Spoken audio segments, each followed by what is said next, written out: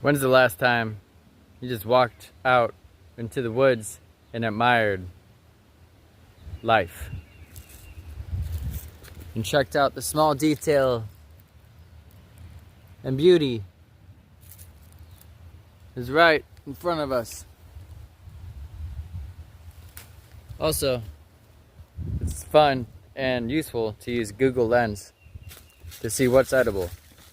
You should always be careful with mushrooms and plants and everything, but that moss is beautiful.